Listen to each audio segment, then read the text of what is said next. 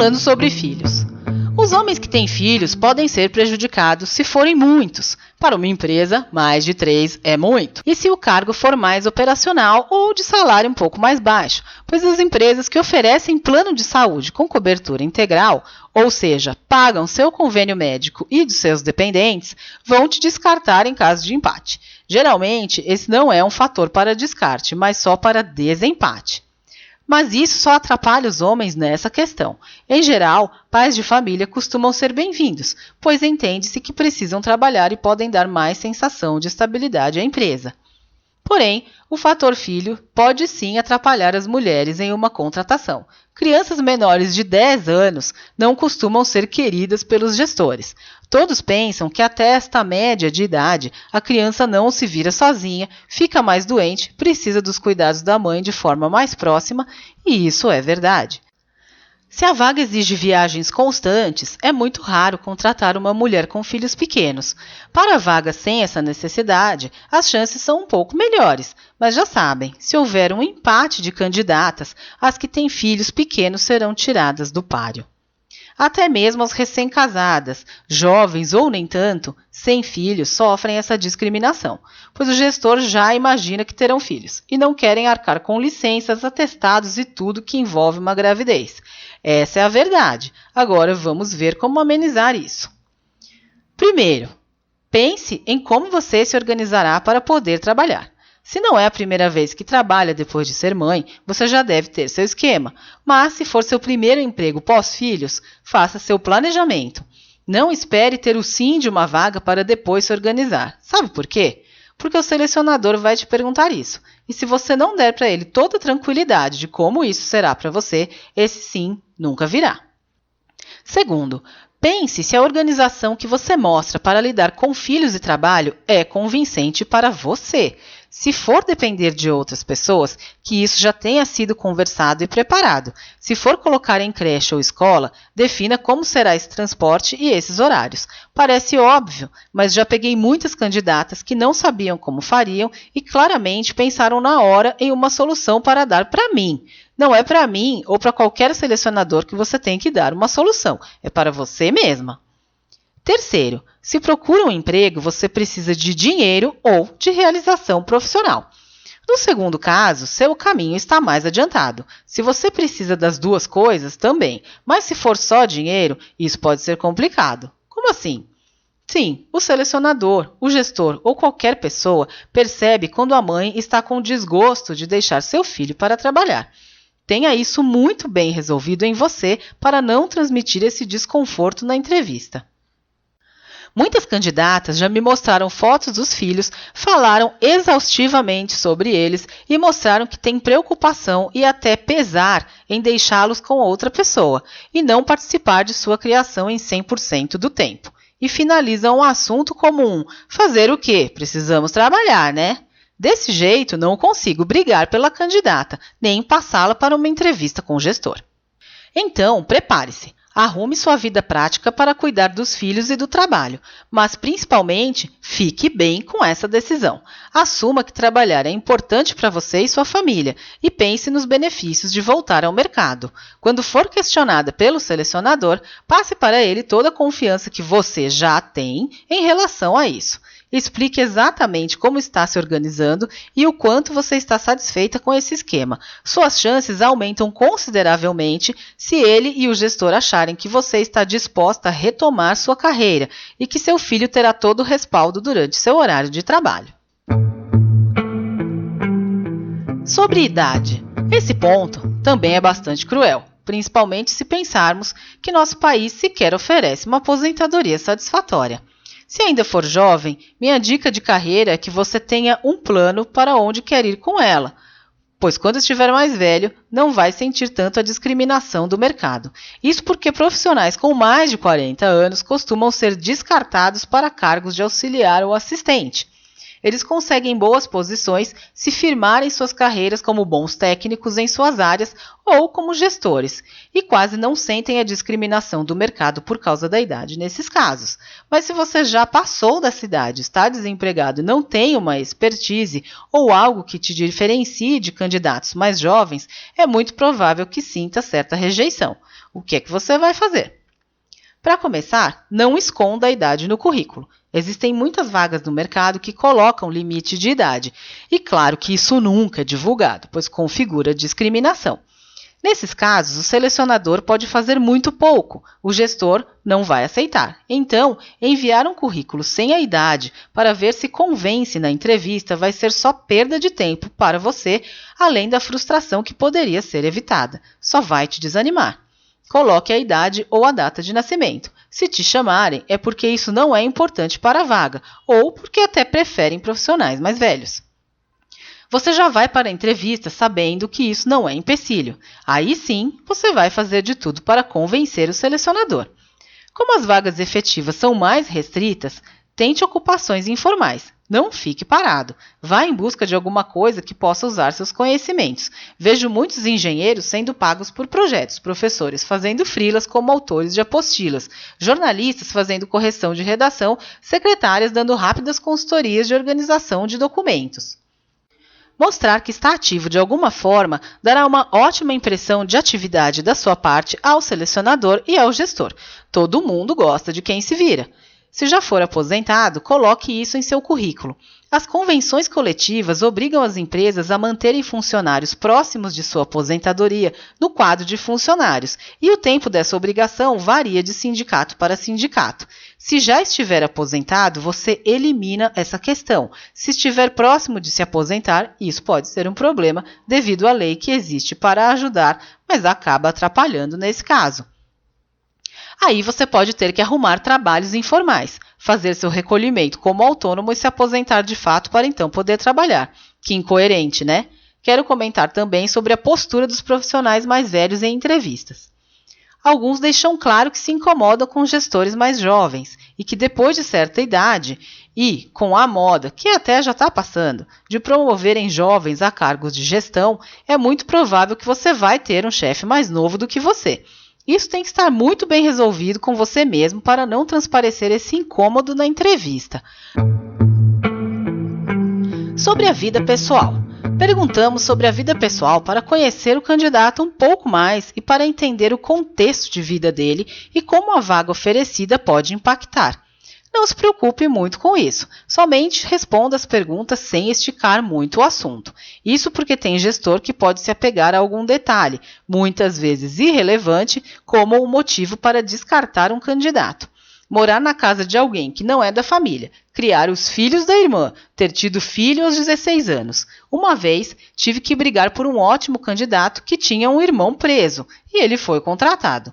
Selecionadores geralmente não se importam muito, principalmente se tiverem também materiais como testes, redação, análise grafológica para ajudar a montar o perfil da pessoa. Eles entendem que as pessoas vivem em diversos meios, com diversos tipos de famílias e que não podem ser julgadas pelo que os outros fazem. Nesse ponto, caso você tenha algo que pode ser considerado fora do padrão, responda com tranquilidade, convença o selecionador de que você lida bem com a situação, porque ele poderá ser seu aliado. Dê bons motivos profissionais para o selecionador brigar por você com o gestor e ele vai brigar. Mentir é sempre perigoso, mas em certos casos, omitir informações pode te livrar de um descarte. Odeio dizer isso, mas sabemos que há muita hipocrisia em tudo, inclusive num processo seletivo. Se o selecionador não for a fundo em um assunto que você acha delicado, não precisa contar para ele, sabe? A menos que seja algo que possa efetivamente te prejudicar depois. Por exemplo, uma vez tivemos que demitir uma funcionária do marketing porque o marido trabalhava no marketing de outra empresa do mesmo ramo. Além de trabalhar no concorrente, o que não necessariamente seria um problema, ele trabalhava na mesma área e em um ramo onde há muito roubo de ideias. A gerente achou por bem demitir a funcionária, ainda que ela fosse boa. Perguntas sobre qualidades e defeitos. Essas perguntas causam confusão no candidato. Alguns, mais experientes, respondem defeitos ou pontos a melhorar que em nada comprometem, como, às vezes sou um pouco ansioso ou perfeccionista. Outros respondem falhas técnicas, como não falo inglês. Claro que em vagas que não pedem o idioma. Não faça isso. Diga que é ansioso ou perfeccionista, que é melhor. O problema de falar dos defeitos com sinceridade é que não sabemos o quanto o selecionador está maduro para ouvir. Qualquer coisa que disser será negativa, estamos falando dos seus pontos fracos.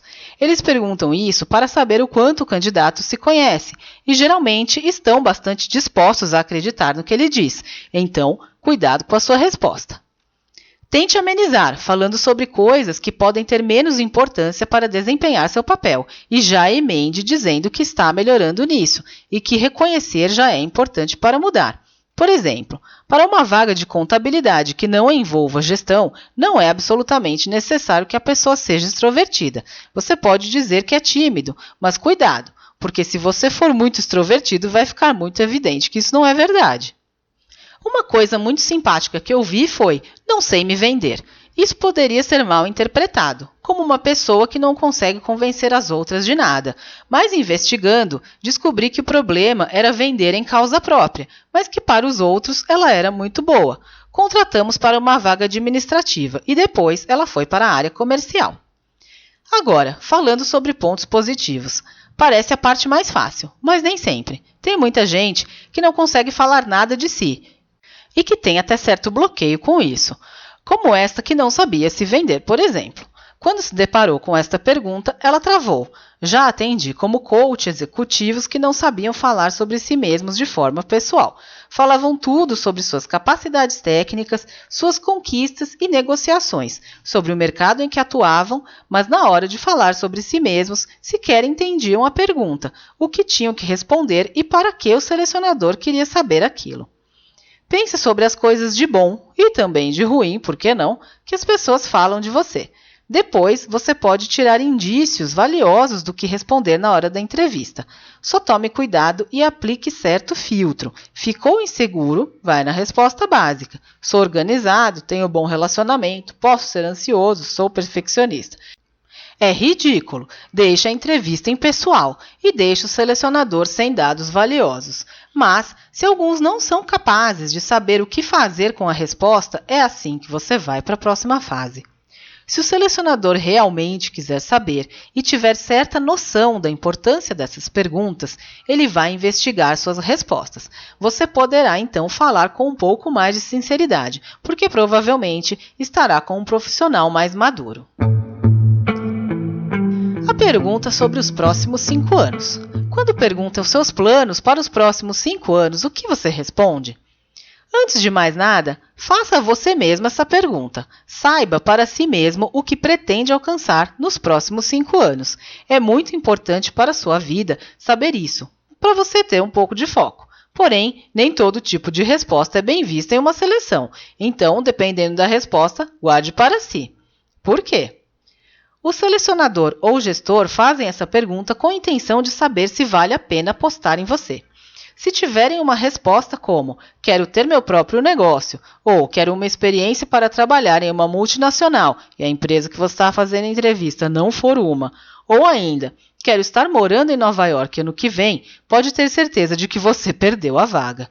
Mesmo que as empresas não garantam seu emprego nos próximos 5 anos, elas pretendem estar abertas e funcionando, então não querem investir em quem não pretende ficar. Você investiria? Qual a melhor resposta? Qualquer uma que queira dizer que você pretende continuar lá daqui 5 anos. Por exemplo, quero juntar dinheiro para comprar um apartamento, quero fazer uma faculdade, quero estabilidade profissional e financeira. Qualquer coisa que dê a entender que você também vai investir nesta oportunidade seus sonhos e objetivos. Que mostre que você vai se comprometer sua renda e que vai pensar muito antes de querer trocar de emprego. Claro que uma resposta nesse sentido, como quero estar casada e ter 2 filhos, também pode queimar seu filme se você for mulher. Mesmo que você queira outras coisas, se você quer um emprego neste momento, fale o que o selecionador quer ouvir. A mesma coisa para quando te perguntam em que momento da carreira você está. Querem saber o que você pensa sobre seu desenvolvimento, se precisa estudar ou aprender algo novo. E querem saber se você pretende trabalhar para outra empresa mais para frente ou ter cargos mais altos. Essa questão é bastante delicada. Querer cargos mais altos mostra disponibilidade de aprender, ter responsabilidade e querer fazer carreira. Mostrar nenhuma ambição pode não ser bom, mas mostrar muita é ainda pior. Nunca pergunte se a empresa tem plano de carreira. Sabe por quê? A maioria não tem. E se você tem certeza de que a empresa tem, não pergunte na entrevista como isso funciona. Mesmo as que têm plano de carreira usam meritocracia e avaliações, e não promessas. Elas querem um funcionário que se contente com o cargo oferecido por pelo menos um tempo.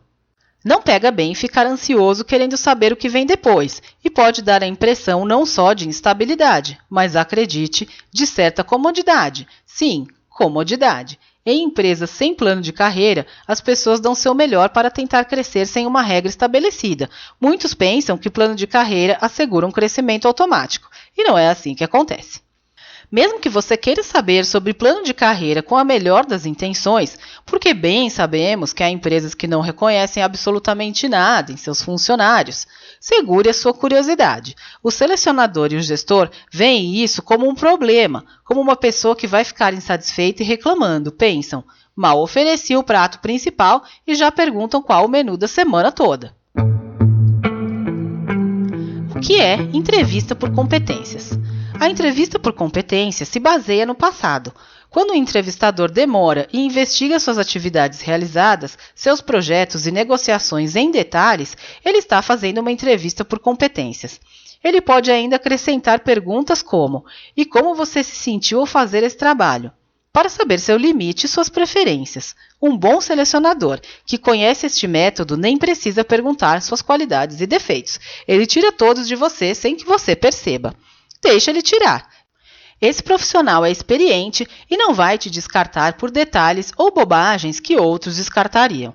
Ele está realmente mapeando seu perfil e se achar que você não serve, aceite que não serve. Ele conhece a vaga melhor do que você e vai ter condições de ter informações dos dois lados para ponderar.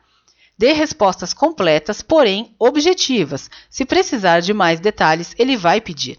Ficar ansioso e contar o que ele não perguntou só vai fazer a entrevista demorar mais com informações que ele não vai usar. Quando você fala com o selecionador, está falando com alguém bastante disposto a te ajudar a conseguir a vaga. Claro, ele não pode passar todos para a próxima fase, se nem todos tiverem o perfil.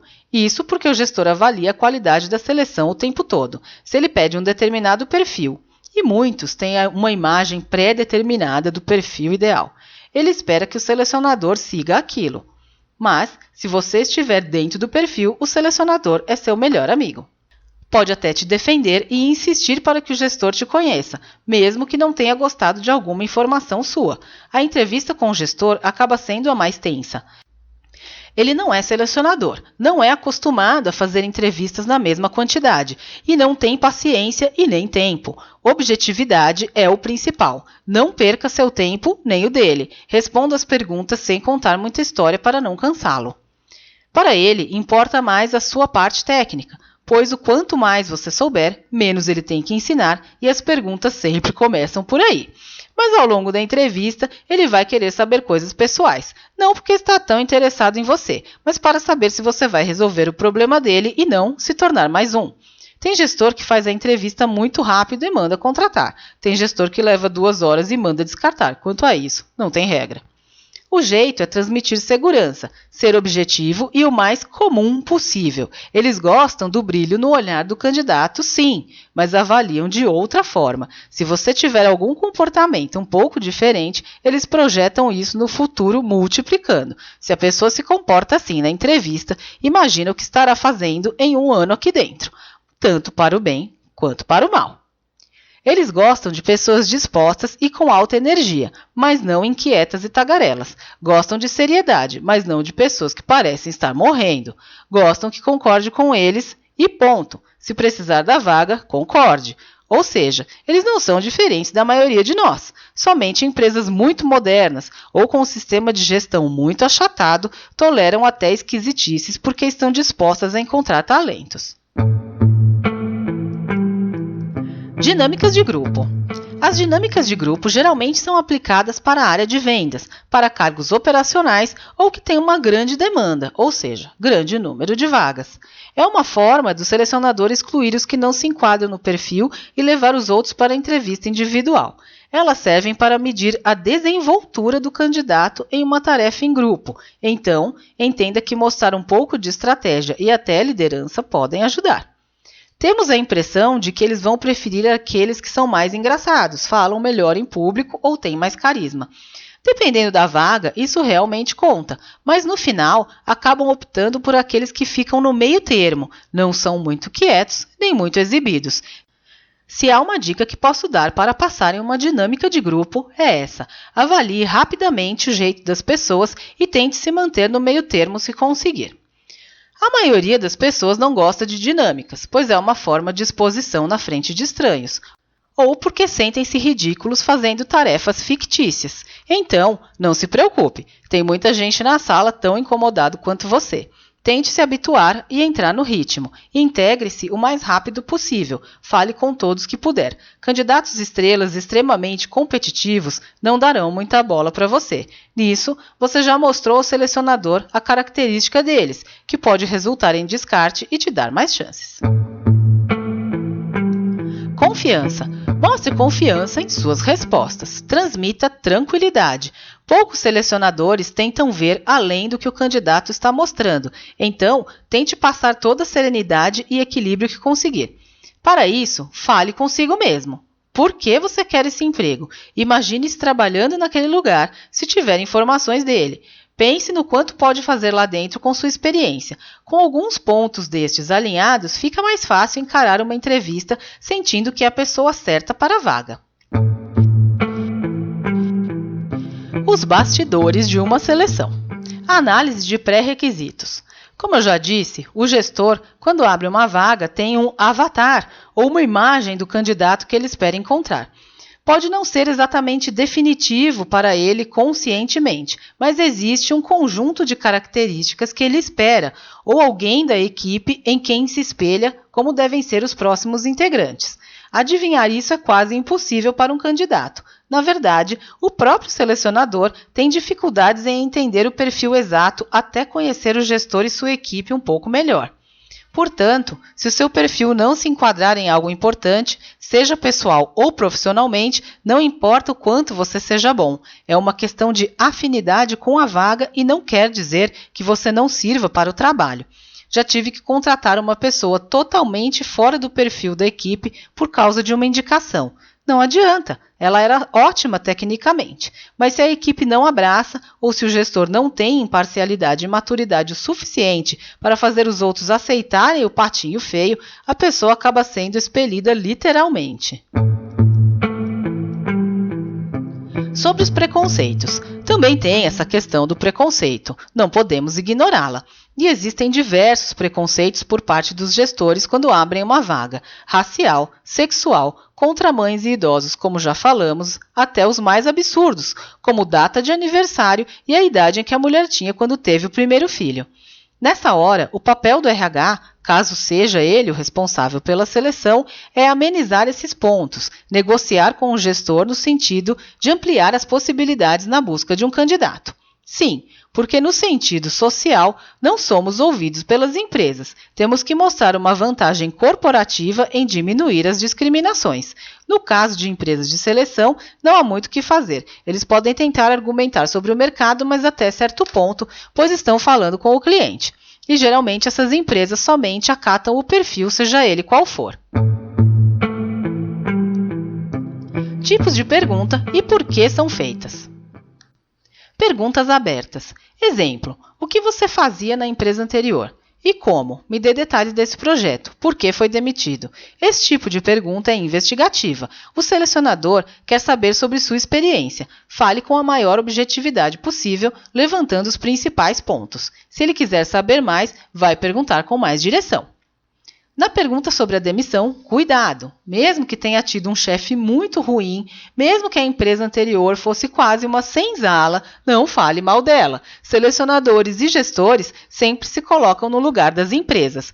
E na real, se você foi demitido porque brigou com alguém, diga que houve uma reestruturação na equipe e por isso foi desligado. Imagine que isso não deixa de ser uma verdade, pois reestruturaram pelo menos o seu cargo, preferindo trocar você por alguém com perfil para conviver naquela equipe. Não importa o quanto você tenha razão na história toda, aproveite para pensar a fundo no que aconteceu e ver em que seu comportamento também colaborou para a sua saída, principalmente se não era o que você queria. Você vai encontrar um ponto precioso em que precisa melhorar, e ninguém precisa saber, só você. Mas preste atenção nele e melhore. Perguntas fechadas. Onde estudou? Pensa em fazer faculdade? Mora com quem? Essas são perguntas de apenas levantamentos de dados, fáceis de responder. Não mentem nenhuma, pois costumam ser fáceis de ser comprovadas. Perguntas hipotéticas. Muitos selecionadores pedem que o candidato se imagine diante de um problema. Geralmente, esse problema trazido é um caso real e até corriqueiro do emprego em questão, e que ofereça uma solução para ele, ou que diga como se comportaria. Essas perguntas refletem o que acontece nessa empresa, portanto, se você não se sentir preparado para passar por aquilo, decline da vaga. Recusar a vaga? Isso mesmo, recuse. Não precisa ser ali na hora e muito menos precisa criticar a situação exposta.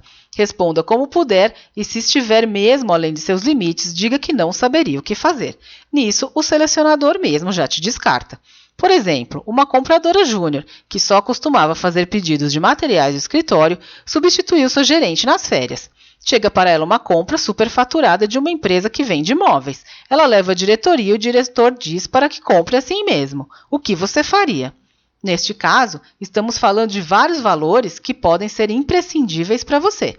Se manter seu emprego, ficar na empresa e fazer parte de um time secreto de um suposto desvio não é nenhum sacrifício, você vai atender ao diretor, sem julgamentos.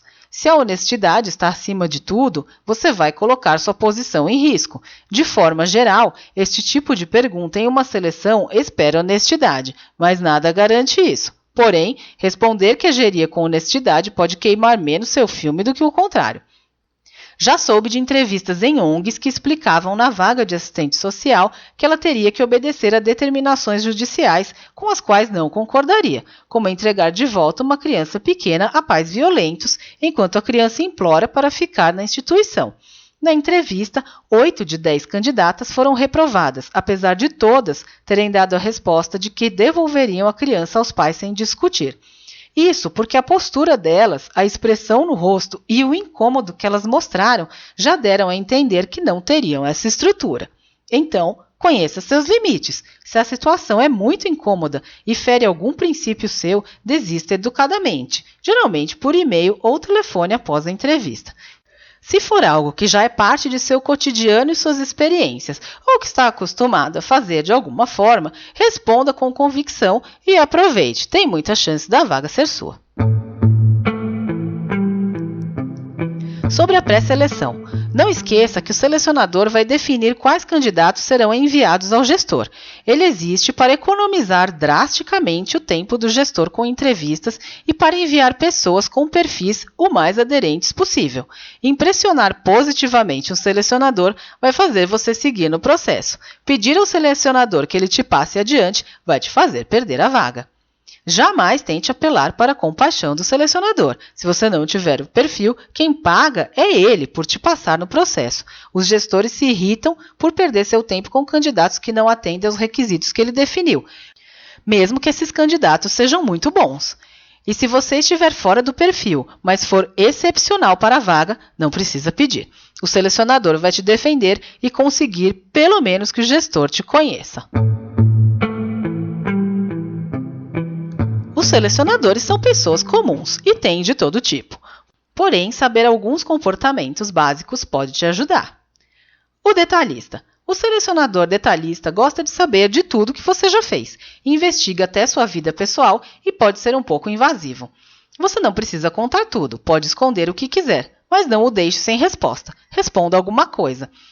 E se você perceber que ele está com tempo e gosta mesmo de pormenores, dê a ele explicações mais longas. Em pouco tempo, vocês estarão conversando. Estabelecer um relacionamento rápido com o selecionador é uma vantagem para você. O sério. O selecionador ou gestor sério não deixa a gente à vontade. Ele cumprimenta e olha para a nossa cara por pura obrigação. Mas não necessariamente é um chato arrogante. É só sério e acha que não pode te dar liberdades. Então, mantenha a postura, não faça piada e nem tente uma aproximação de qualquer tipo. Limite-se a responder as perguntas e bem resumidamente para não cansá-lo. O descontraído. Os entrevistadores descontraídos deixam o candidato à vontade. Muitas vezes fazem brincadeiras, piadas, oferecem café e parecem ter um bom astral. A entrevista vira logo uma conversa e o candidato tende a achar que agradou e que está aprovado. Cuidado! Esses entrevistadores são carismáticos e experientes. Relaxam o candidato para obterem informações reais e geralmente conseguem que não mintam para ele. Afinal, ele parece muito confiável. Não que sejam umas cobras, tem muitos que conseguem informações além do necessário e se pensam que pode prejudicar o candidato com dados sem muita importância, omitem os fatos do gestor. Mas quando eles são gestores, não tem jeito. Então, entre na deles, responda com simpatia, mostre que gosta deles, o que não é difícil, mas lembre-se de que você está em uma entrevista de emprego com o entrevistador da empresa. Não haja como se fossem amigos e não fique à vontade demais. Também não fique com esperanças de que agradou o selecionador. Ele age assim, bonzinho, com todo mundo. Quanto mais você ficar na sua e se comportar como candidato, mais ele vai gostar. Só não seja antipático. O selecionador inexperiente. O entrevistador inexperiente costuma necessariamente levar um questionário à parte e fazer as perguntas na sequência. Ele anota o que você fala quase o tempo todo, como se tivesse que ditar para ele. Repete muitas vezes, entendi, mas na verdade não prestou muita atenção em você, preocupado em anotar tudo para passar para o gestor. O perigo deles é que não há feeling, não há expertise. Ele vai trabalhar à risca de acordo com o perfil da vaga. Se sua entrevista não foi boa, mas você se enquadra no perfil, ele vai te pré-aprovar, e o contrário também. Se pegar um desses, tente você conversar um pouco, contar algo sobre suas experiências que possam interessar a ele como uma história. Ele vai prestar atenção ao que está dizendo e em você, e vai ter uma opinião para dar a seu respeito. Também vai sentir que a entrevista foi boa e pode te passar mesmo que você não tenha o melhor perfil. As diferenças da entrevista com o RH da empresa e o selecionador externo. No geral, a entrevista costuma correr da mesma forma, levantar informações suas, te conhecer um pouco. A diferença principal entre você fazer uma entrevista em uma empresa de seleção e diretamente na empresa contratante é que na agência eles podem investigar um pouco além do que a vaga exige, pois podem aproveitar seu material para uma vaga de outro cliente. E também podem deixar o ambiente um pouco mais à vontade e até dar dicas de como se comportar com o cliente. Alguns fazem isso. O retorno do processo seletivo. Quando e como você pode pedir um feedback? Sabemos que muitos RHs não dão retorno, ou porque não tiveram retorno daquele candidato por parte do gestor, ou porque querem aproveitar o candidato para outra vaga, ou mesmo porque não tem esse costume. Existem inúmeras razões para você não ter recebido um agradecimento por ter participado do processo. Sim, porque se ninguém da empresa te ligou, é porque você foi reprovado, concorda? E você vai esperar esse agradecimento até quando? Tem vezes em que a vaga demora mesmo para ser fechada. Nesse caso, o RH não respondeu porque não teve resposta. E pode vir a surpresa do sim. Mas, mesmo assim, você não deve congelar suas buscas por emprego em função de uma vaga só.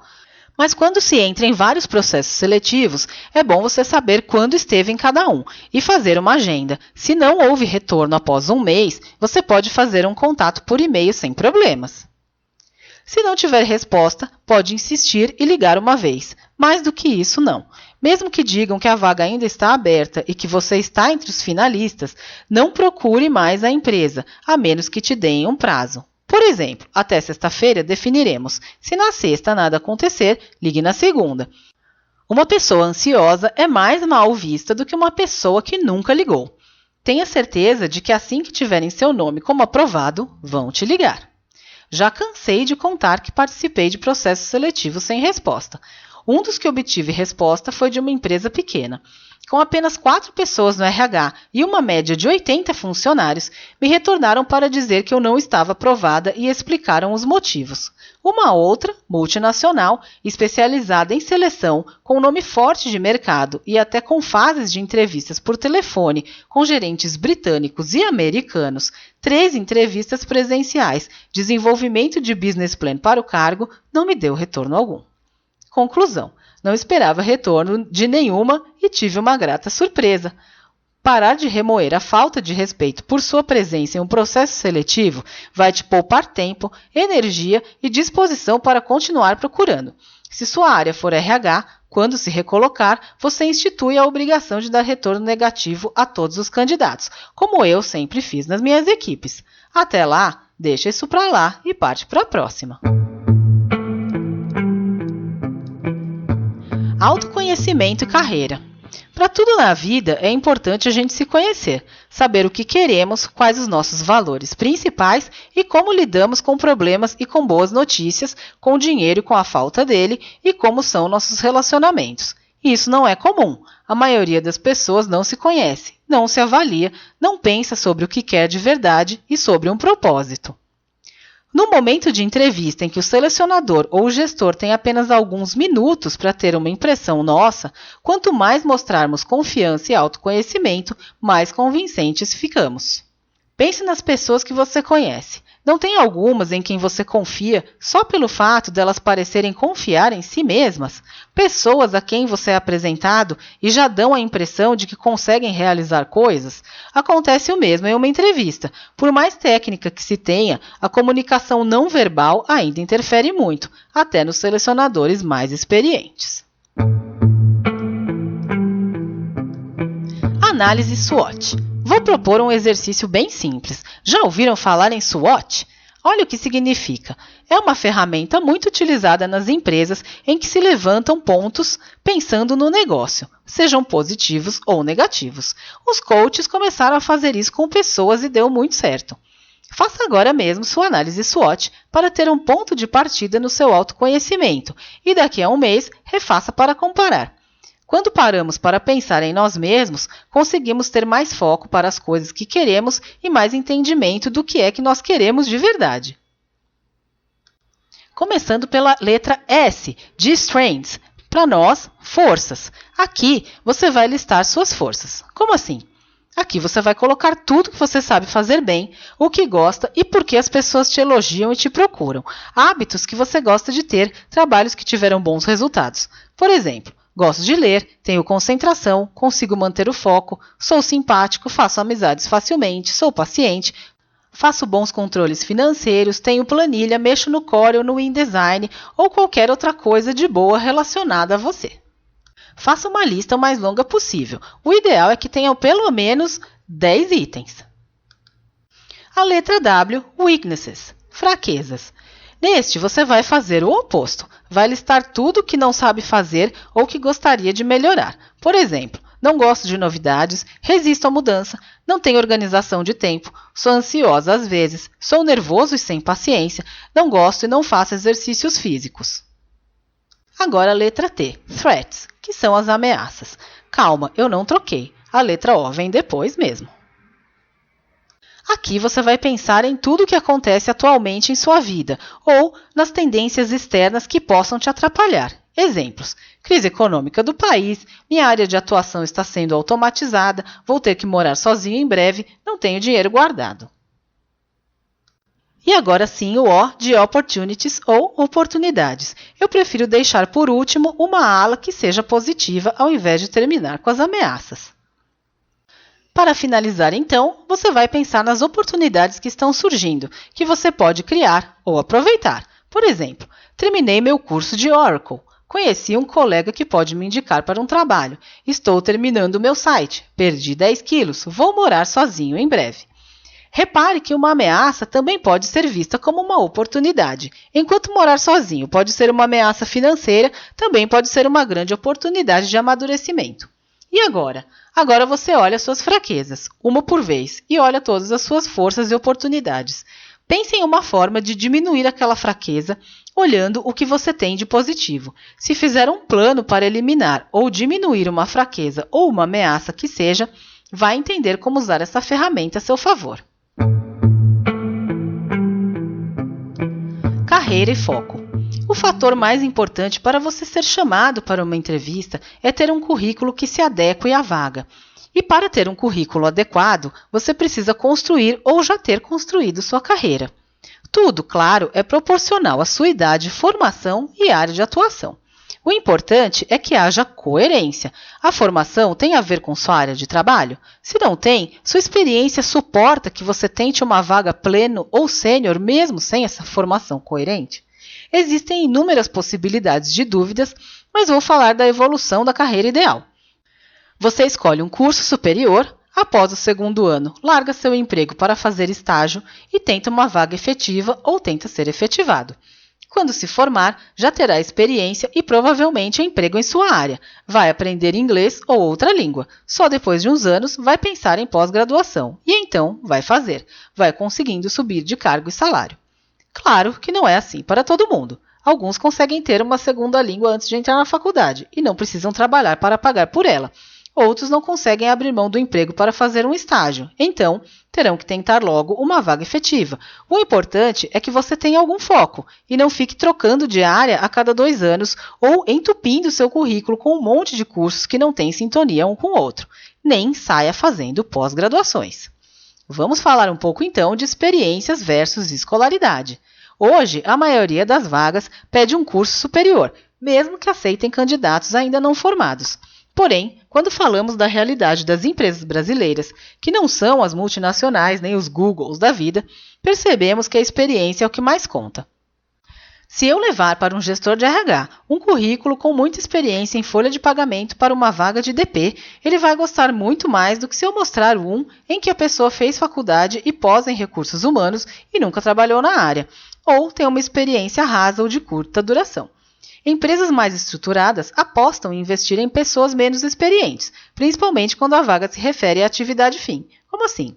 Por exemplo, o gestor de RH de uma empresa de advogados vai preferir alguém com experiência em RH do que alguém formado. Porém, este mesmo diretor pode preferir um advogado iniciante, pois a atividade fim da empresa é prestar serviços de advocacia, e eles costumam gostar de ensinar esses funcionários que não chegam com vícios do mercado. Já se esse mesmo diretor trabalhasse em uma empresa de terceirização de funcionários e seleção, poderia preferir o recém-formado em RH para ensiná-lo a trabalhar do jeito que ele mais gosta. Isso tudo quer dizer que depende muito da área que você quer trabalhar e da empresa que está se candidatando. Chegando ao fim. Eu espero poder ter te ajudado a entender um pouco mais de como funciona uma seleção e um processo de busca por um emprego. Quanto mais soubermos sobre nós mesmos, mais confiança a gente passa para os outros, e isso significa 100% das suas chances de contratação. E o currículo? Se a gente pensar que ele já foi atrativo bastante para te levar para a entrevista, dá para deduzir que lá, na hora, é só com você. Vou torcer para sua recolocação ser bem rápida agora e vou pedir para você me mandar um e-mail assim que for aprovado em algum processo para a gente comemorar junto.